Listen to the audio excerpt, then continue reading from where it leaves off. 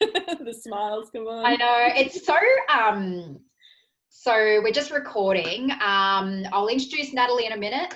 But yeah, I was just saying to Nat, it's just so bizarre doing meetings and things like that now online. And last night we were actually laughing. I was in a Zoom call with a few friends, and we were just laughing about how it's really hard to know what to say at the end of the call now, because we're used to being like, okay, see ya, and hugging each other and bye. Whereas now it's kind of like, okay, this is awkward. What do I do? Do I just leave the meeting, or do I...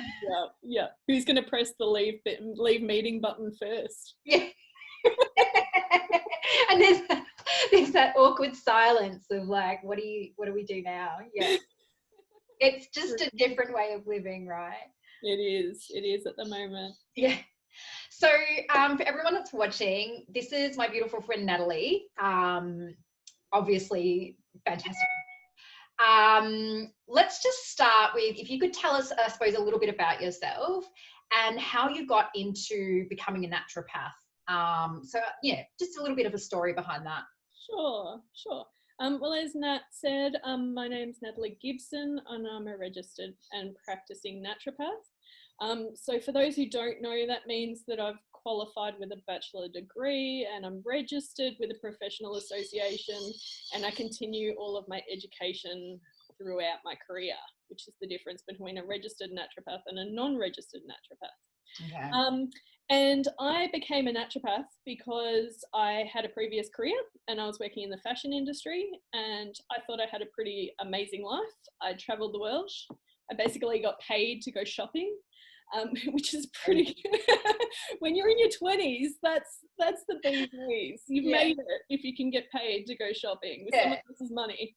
Yeah, exactly. Oh, yeah, dream job for sure. And so I fell in love with traveling, and I used to spend my holidays traveling as well. So I went to like Africa, I traveled through Tibet and Nepal, I went to Mongolia, I went to Russia, I went to China. I did all of these kind of pretty crazy, what I thought was crazy, pretty crazy trips. Yeah. And I ended up with a lot of food poisoning on all of my travels because I didn't know anything about looking after my health. I partied a lot. I drank a lot. I did actually, when you said Russia, then I was just like, yeah, vodka. Pretty much. I was just sculling vodka from the bottle. I was such a naughty person back then, not looking after my health at all. And I was traveling around, changing time zones. Then I'd come back to work and I'd go off traveling again. I spent very little time at home, and very little time looking after myself. And so I got sick, and I got sick quite a lot. And then the food poisoning just started happening when I was overseas, and then all of a sudden it started happening when I was at home as well. So I'd go out for dinner with a bunch of friends. We'd all end up with like similar meals, and I'd be the one that gets sick. And when I got sick, that meant hospital visits, drips, that sort of thing. No one could ever tell me what was wrong with me. Nothing ever showed up in tests. I just seemed to catch absolutely everything. So I went and saw a naturopath myself because I wasn't getting any better. I couldn't really work. Well, I was working, but I couldn't really function. I kept getting sick when I was away. That impacted my job, impacted my life at home. So then I started seeing a naturopath and working out that I had food intolerances that I didn't know about. Well, I probably knew about them, but chose to ignore them. Yeah. As we usually do in our 20s. Yeah. And some of our 30s, yeah. Pretty much. And started looking after my gut health a little bit, which then turned into a lot of immune health as well, because I had a lot of like childhood immune things. So I had whooping cough when I was a kid. So if I did get sick, then I would get some sort of cough that would last for months. Okay. And it turned into me just starting to be responsible for my whole body and the health of my body and how interconnected all of our body systems are. Yeah. So so that's how I began. And then I went off and studied for a very long time and finally graduated a few years ago and now out in the real world. Yeah, amazing. So just on the gut health stuff, actually, because I know there's a lot of, and I hear this so much, and I know my own personal story is actually a little bit similar to yours in that I did a lot of travel in Asia and got a couple of parasites and different kind of bacterias, and it's really messed with my stomach big time. And so that's why personally I know that I need to steer away from gluten and lactose. And so I'm just wondering though, a lot of people have said to me that they notice that when they're stressed and concerned and that they're worried, those things kind of, I suppose, start to really flare up. Yeah. And I've noticed that in myself as well. Can you talk, I suppose, a little bit about how that is linked, our gut health and our stress, and when our emotions are not kind of, I suppose, in a balanced state? Sure. So as Nat said, our gut and our brain are linked. So our stress response generally starts in our brain. So once our body perceives some sort of danger, and our body perceives danger identically. So if a lion was to run through the room right now, that would be the same as experiencing financial danger, as emotional danger. If you'd had a fight with your partner, our body treats stress in the identical ways initially. And so our body starts to prioritize what needs to happen right now and then, and what we can leave for a bit later. And one of the things that our body prioritizes in regards to the stress response is digestion. Because when we're say a lion was to run through the room right now, and this is never going to happen, but just in case, we don't need to go to the bathroom. So there's no point in digesting that food, eliminating and clearing out by going to the bathroom, that sort of thing. That's not a priority for our bodies right at the moment. So therefore, our body kind of puts that on hold. We still digest food, especially when we've got long-term stress. We still go to the bathroom. We still do all that digesting, but it just doesn't happen as well as what it could when we're relaxed. And also, so we have two stress responses, I guess, is a good, well, there's two forms of the nervous system, and they kind of sit on a bit of a seesaw and go up and down. And we have the parasympathetic nervous system and the sympathetic nervous system. I forgot that for a second. Where did that go? Say that, and I was like, oh, but I'm not a naturopath, so she's probably got something else. No. So one is our fight or flight response, which is a sympathetic nervous system, and the other one is what we call the rest and digest system, and that's the parasympathetic nervous system. So when we're stressed, the sympathetic nervous system, that fight or flight response, is activated, and therefore our body is going to put our digestion on pause because it thinks that we've got bigger things to worry about. And also we can get energy we don't need to get energy at those times, like to get that instant surge of adrenaline to keep us going. We don't need to get that through food because that takes too long. So our body will use fat stores, it'll use glucose that's stored in our bodies to kind of create that stress response. So it doesn't prioritize digestion, which is why we seem to feel when we are stressed that our guts really suffer. That's so interesting, because I knew that there was a link, but I wasn't actually completely sure how that worked. But it totally makes sense, right? Like when we're in a state of stress, we don't necessarily even feel that hungry or anything initially. No. Over time, like you said, we do. But yeah, initially when we're in that fight or flight, where all of that kind of, I suppose, does disappear. Mm-hmm. So it makes complete sense. So, I mean, what do you recommend? Is it really about then focusing on, like, I suppose chicken egg, is it focusing on both at the same time, or is it focusing on your stress and your emotions first, which then should help the gut? Or should you be, thinking about your gut health first, which then, do you get what I mean? Like, is it just that you really should be, if you're stressed and you're noticing that it's impacting your gut, you really need to be working on both? Yeah. Best outcome? Majority of the time I work on both. I guess it depends. If someone comes in to see me and they're like, I've had gut issues my whole life, it's just got worse now that I'm really, really stressed, then I'll work on the gut.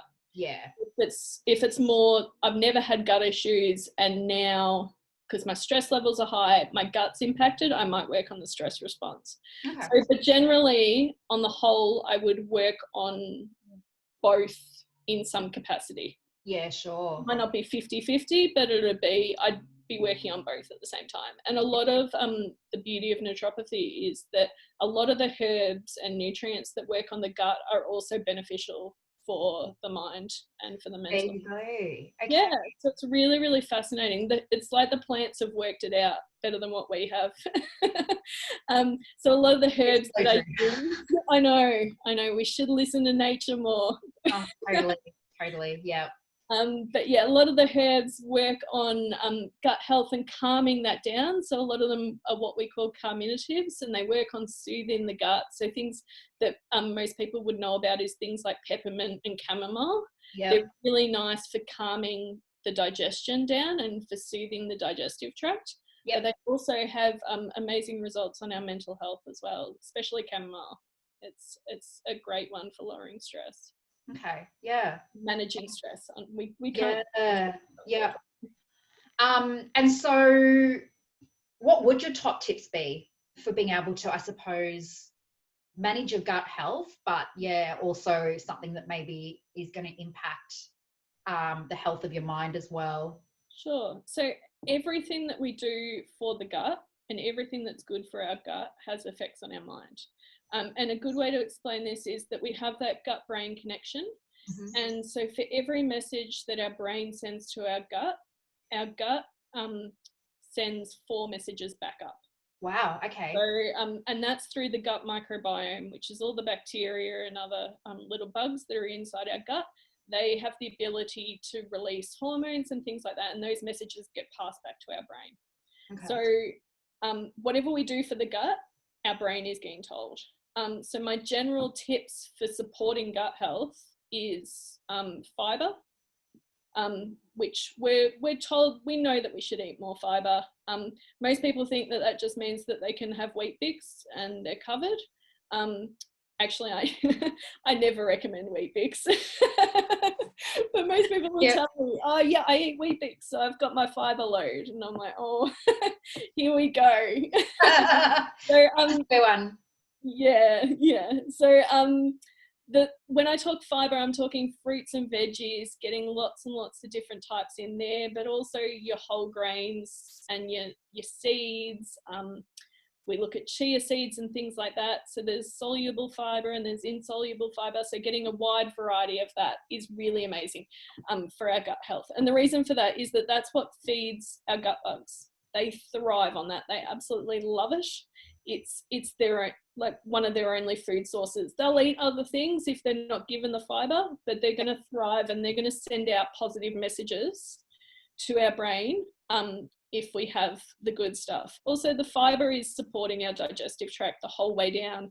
It's like little toothbrushes. I always think of broccoli as being really fibrous and thinking of it like our digestive toothbrush, because all of that tree bit is all going down the sides of our digestive tract and cleaning it all out, getting rid of those dead cells that have died off.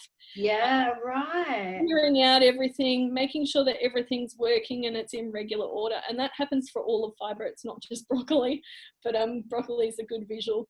So that's, I love that, actually. I really, really like that. I think that for me, I'm a visual person, so that really resonates with me, but such a good way to look at it, actually. Yeah, like, because the broccoli isn't intact the whole way down. Hopefully by the time it's got to hopefully you've chewed it before you've swallowed the whole tree. Yeah, exactly. So, but those little bits and those little particles are really fibrous, and they're going in and they're cleaning things out, and that's what fiber does for our digestive tract. It's what keeps it healthy. All our digestive tract is supposed to do is take in nutrients through food, absorb those nutrients into our bloodstream, and then excrete waste. That's its 3 jobs, quite simply. But it seems to be that we've kind of disregarded it, and we put a lot of things in. We don't worry so much about the nutrients being absorbed, and we kind of hope to ignore the waste that comes out. We're missing those 2 key parts that our digestive system really needs from fiber. Other things that I generally recommend for the gut is variety. And so that means eating a wide variety of foods. you have less chance of getting food intolerances and things like that if you eat a wide variety of food, because your immune system has less of an opportunity to flare up over one particular type of food if you have a wide variety. That makes so much sense. Yeah, I really like that. Yeah.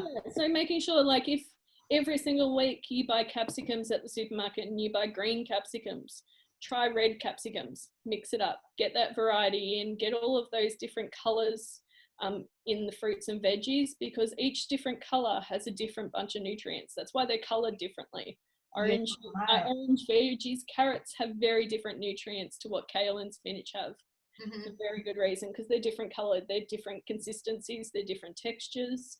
So making sure that we're doing all of that, and that doesn't necessarily have to be only for fruits and veggies, but it can be for your nuts and seeds, your whole grains, making sure that we're getting variety, because that's going to feed all the different gut bugs inside of us.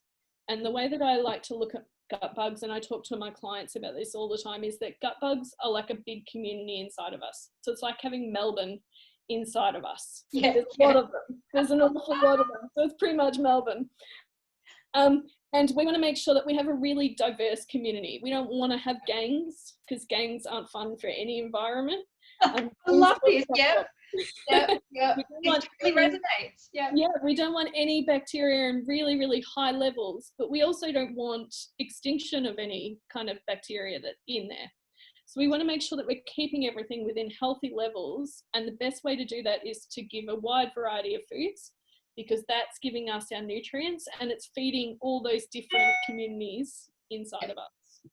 I love that. That is so good. And this is the kind of stuff as well that I think, I'm actually thinking as you're talking, like I can be talking to my son about this, and it's going to make so much more sense to him when I want to explain it this way, but also just this stuff, it just makes sense. We're just never really thinking about it. Yeah, but putting it into like these visuals is actually so helpful. I really love that. Yeah. I love talking about the gangs of our gut. Yeah, that is so good. It is so true though. Book. The gangs. Yeah. Done. And so other things that I look at in regards to the gut is things that we should avoid, or things that aren't great for our gut. Yeah. We all know these things. They're nothing revolutionary. Yeah. You know that caffeine is not great for our gut. And you can tell that. You know that person who goes to the bathroom after they've had a cup of coffee. That's because we're agitating the lining of our digestive tract, and our digestive system is just pushing everything down and getting rid of it because it's irritating the inside. So if something's irritating your skin and it feels like it's agitating it, you're going to wipe that off, or you're going to try and remove whatever's there. Or if it's a bug biting you, you're going to flick it away. And that's what our digestive system is doing with caffeine. It's trying to get rid of it as soon as possible. And the same thing for alcohol. Alcohol really, really impairs our digestive system. So not only does it agitate it, but it also slows it down. It makes it more sluggish. And it irritates it. It also impairs the absorption of nutrients. So it's just no fun for our gut at all. And also refined sugar. Yeah. And here's another one that our guts just don't like. We don't really have a need for sugar. In our digestive tract, there's no purpose. It just goes straight into our bloodstream and raises our blood sugar and ends up getting turned into fat cells through the body. So there's no real purpose to it. Unfortunately, our gut bugs love to feed on sugar because they're quite lazy. They're like us. They want instant energy. Yeah. So if we can get it from there, they will. But unfortunately, the bugs that feed on sugar are the ones that end up being quite opportunistic inside of us. Right. So they'll take advantage of that situation. And if they get lots of food, they're going to breed and they're going to create more. And we're going to end up with lots of kind of gangs happening. And they're not the gangs that we want, unfortunately. They're not helping to repair our digestive tract. They're not sending positive messages to our brain.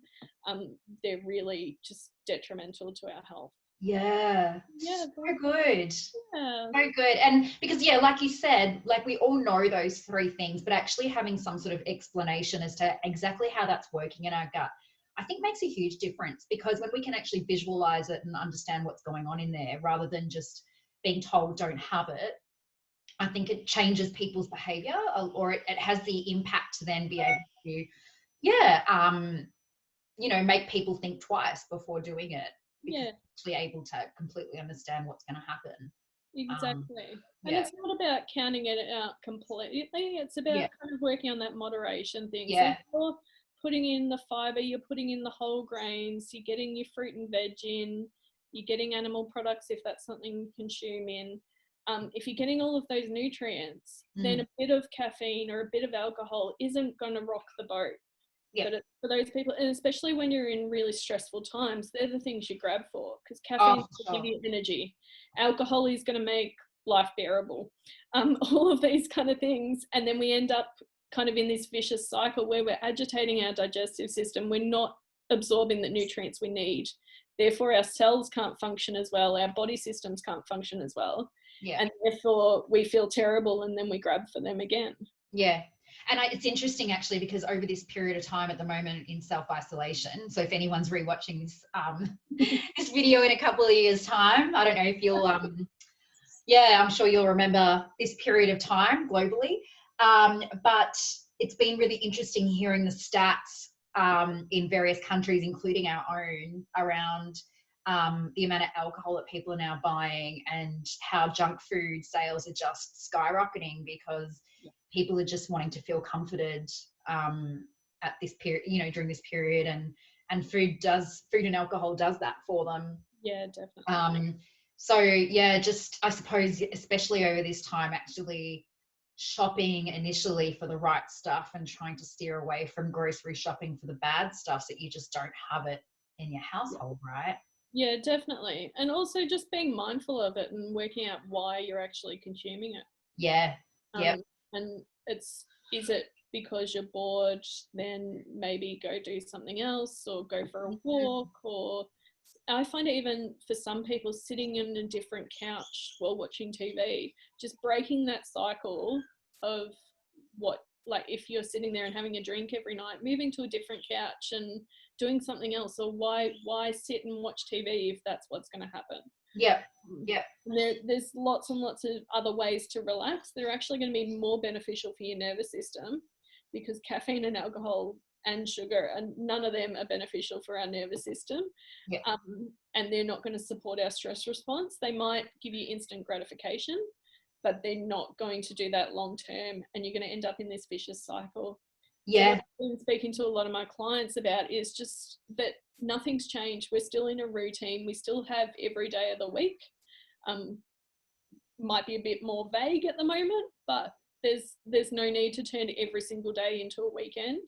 No, exactly. Yeah, totally. Yeah. And Yeah. that moderation doesn't hurt, and it'll actually make you feel better. If you have less caffeine and less alcohol, you're going to sleep better, and therefore you're going to have more energy the next day.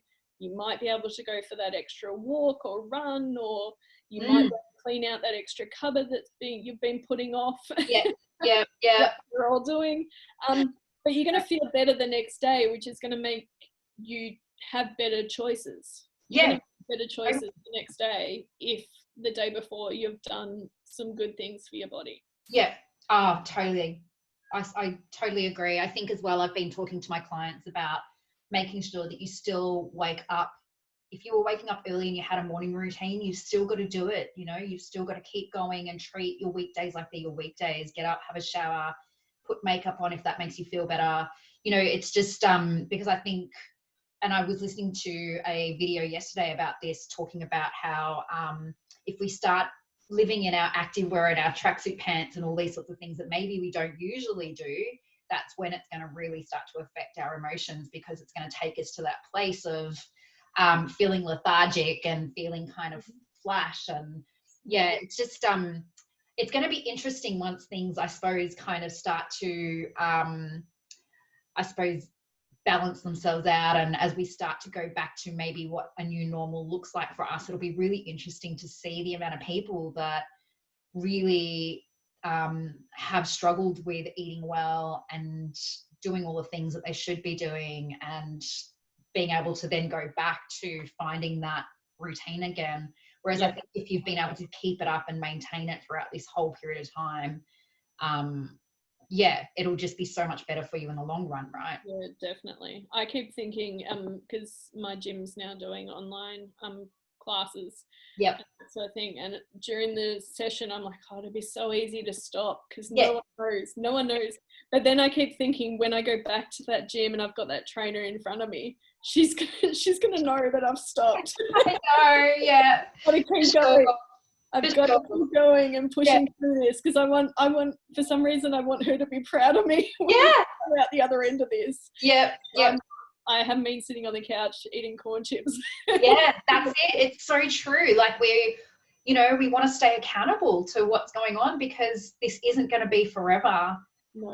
And we are going to have to answer to how we responded during this time at some point. Like it's going to get to the point where we do have to face how it is we responded. And yeah, it's and look, we're not all going to have perfect days. It's always, there's going to be days like we were saying before where you're going to feel a bit flat and anxious, but I think the more you can try to keep that normality, especially in your health, the better it's going to be because you're not going to be playing catch up afterwards like everyone else, Exactly. Yeah. Be one step ahead. Yeah, totally. I've just got one more question, and this is more from a business perspective because quite a few of the women in my Everyday Greatness group are entrepreneurs. And so I'm really interested in knowing and hearing from people how they're pivoting their business at the moment. And I suppose either the struggles and the wins or both, and what you're able to do at the moment for your clients and what you've, had to change or, switch up a little bit. Yeah. Good question, actually. So I've always offered online consultations, because I'm located in Melbourne. I can't see everyone in person. Yeah. So I've always offered online consultations to people in Australia. So I have just moved everyone to online consults. For some people, there's a bit of reluctance, just because it's weird when you start talking on video. Yeah. Yeah. But the clients who have switched over, majority of them are quite enjoying it because they can wear whatever they want. They don't have to clean up their house for me if I do home visits. They can live in around their family, etc. So it's working quite well. For some, they have chosen to put it on hold for the moment, and that's okay. A lot of that is my elderly clients. Yeah, of course. So, I've just been checking in with them and making sure that they're okay. And seeing if I can do anything via phone, if they need any immediate assistance, do they just want to chat? Yeah, that's great. That are really kind of technology disadvantaged, stereotyping there. But it's so true because unfortunately it's their lack of confidence in using the technology as well, which doesn't help over this period. So exactly. And then there's other things like for my clients that I'm not seeing in person, which is everyone at the moment, I've had to organise to get things sent via couriers and things like that to make sure that people get their supplements, and so that I don't have to visit Australia Post every day and risk physical distancing issues there. So I guess I've just kind of been researching different things, and as one problem has arisen, Googled, found a company that'll come and pick up from my door and that sort of thing, and kind of adapted that way. So not necessarily thinking of the bigger picture. Yeah. Or just the day by day, how do I get around each little problem to get it survivable? Yeah. And then from there, I've just been thinking about, well, what's going to happen in the future? Because obviously we're going to come out of this and things are going to be a little bit different. Obviously there's a bit of financial hardship happening. So how can I differentiate myself or give things out to the universe that are helpful? Yeah. But that also might mean that my business continues to succeed for the next 6 to 12 months. Yeah. That's by doing a variety of things. So I've been looking at ebooks and online programs and things like that. I've been looking at actually making products, so people don't actually have to have a consultation with me. They might be able to try a few of my products first and then come back to me if that's something that really aligned with them. Yeah, that's awesome. And just kind of and also if so my business has been okay for the moment, but if it starts to slow down, my aim is just to keep showing up and Yeah. keep offering support and keep offering tips and health advice and things like that, just general things that people can do at the moment, and try and just be of help, Yeah. even if I'm not getting any financial benefit from it. Yeah, At sure. least still being there, because the people who are going to be there in the end are the one who's been there through the whole thing. Yeah, We're not that's going to, totally true. yeah, you can't go into hibernation at the moment and then just reappear and go, guess what, I'm back. Yeah, that's it. Yeah. Expect people to flock to you. I just don't think that that's going to happen. So I'm just trying to be consistent, and think about what I'm hearing that people are struggling with, and trying to come up with advice for that. Yeah. And Yep. what are people doing at home? So like last week I did a DIY face mask with ingredients that people had in their kitchen, and people absolutely loved it. And it's just something, it's a bit of Oh, that's entertainment. so cool. I have to go back and have a look at that, actually. Yeah, it was a turmeric face mask, and my face turned a little bit orange for a little while. It's not permanent, it's fine. Oh, but who cares? You're at home anyway. No one's going to see. Exactly. But it gave everyone a bit of a laugh. Everyone was a bit nervous about whether my face was going to stay orange or not. But it's also something that you can do at home, but it's also good for your health, and it's entertainment, but it's also something that's beneficial for your body. Yeah. So just trying to come up with things like that are helpful, Yeah. and yet entertaining at the same time. Yeah. My little trick at the moment.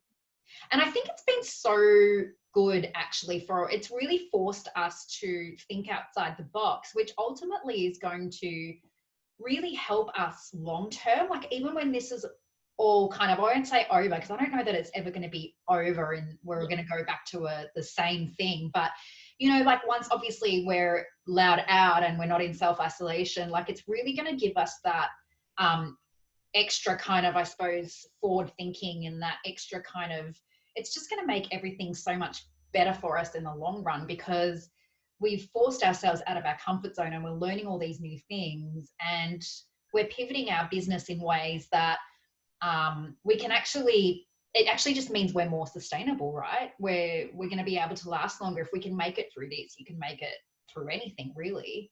Exactly. Yeah, so I suppose, and I really like what you talk about as well in terms of knowing your clients, because I think that that's been my big thing too, is just really listening to people and really trying to understand what it is that people are going through, and how can I serve that as best as possible, regardless of, you know, what that looks like for me and my business. Because something I have kind of said a lot to people too is, people are going to watch and remember how you responded over this time. Mm-hmm. And if you responded in a really healthy, positive, you know, not necessarily overly happy or joyful way, but, you know, that you actually responded and really with heart and compassion and empathy, that people are going to remember that and they're going to come back to you for sure. Definitely. Yeah, absolutely. And if you like give some bit of help now, and it touches someone and they remember that, then that's an absolute bonus. Yeah. At the moment. And if you're making someone's day a little bit better at the moment, because everyone's struggling in some way, shape or form, if you're helping someone and touching someone in some way, then that's a positive aspect to their day. Totally. For sure. Yeah. Thanks so much, Nat. No worries. Thank you. So good. Thanks for having me. And yeah, there's so much more I want to talk to you about, but we'll have to leave that for another time. But yeah, I really appreciate you speaking with me today. And if anyone wants to, I suppose, know more about what you do and wants to be able to access your services, what's the best way to get in touch with you? Sure. So I guess the best way would be through my website or via social media. Yep. So I work in a clinic in Altona in Melbourne, which is Altona Acupuncture. Otherwise, you can just contact me directly and I can direct you either towards Altona or to the other side of my business. And that's through, my business name is Naturological. And so my website is www.naturological, which is Naturological I wish I'd picked an easier name. I will put it in the link. So I will put all these things in the link as well, for sure. Yeah, in the post. No worries. And yeah, you can find me on Facebook and Instagram as well under Naturological. Awesome. Awesome. That's so good. Thank you so much, Nat.